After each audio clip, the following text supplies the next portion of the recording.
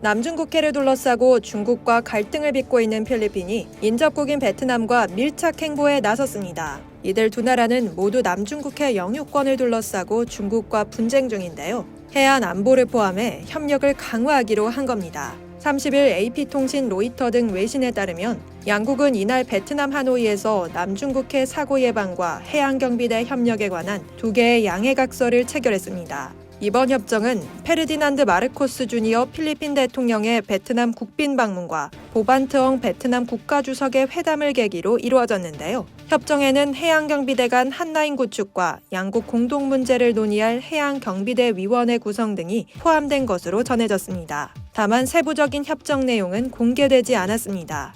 양국은 이번 협력 강화가 중국을 겨냥한 것은 아니라고 밝혔지만 사실상 중국을 견제하는 행보로 해석됩니다. 중국은 남중국해에 U자 형태로 9개 선을 긋고 이 안에 약 90% 영역이 자국 영해라고 주장하면서 베트남, 필리핀 등 동남아 국가들과 마찰을 빚어왔는데요. 이에 필리핀은 중국을 국제상설재판소에 제소해 중국 측 주장이 국제법상 근거가 없다는 판결을 받아냈지만 중국은 이를 무시하며 주변국과 계속 부딪히고 있습니다. 특히 필리핀은 지난해부터 남중국해 해상 군기지 시설을 개선하겠다고 밝힌 뒤 미군과 합동 순찰에 나서기도 하는 등 중국과 첨예한 신경전을 벌이고 있는데요. 나아가 베트남과 해안경비 협력을 강화함으로써 중국에 공동으로 맞서려는 것으로 보입니다.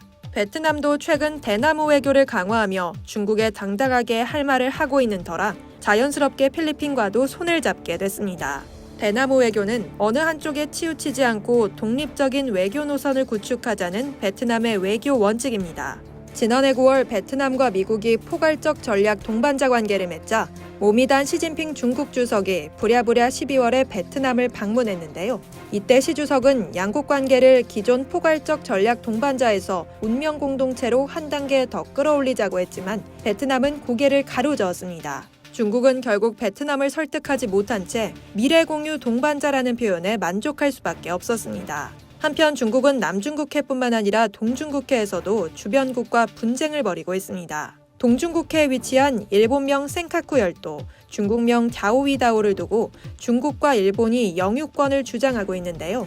센카쿠 열도는 1895년 청일전쟁에서 승리한 일본이 자국의 영토로 편입하여 점유하고 있는 상황입니다. 2012년 9월 일본 정부가 센카쿠 열도 국유화를 발표하면서 해당 영토를 둘러싼 양국 간 긴장 상황이 급격히 고조되기 시작했는데요. 지난 28일 일본 요미우리 신문은 중국이 동중국해에서 일방적으로 설정한 방공식별구역 경계선 인근에 2020년께부터 최소 3척의 군함을 상시 배치하고 있다고 보도한 바 있습니다. 이상 여의도주부였습니다.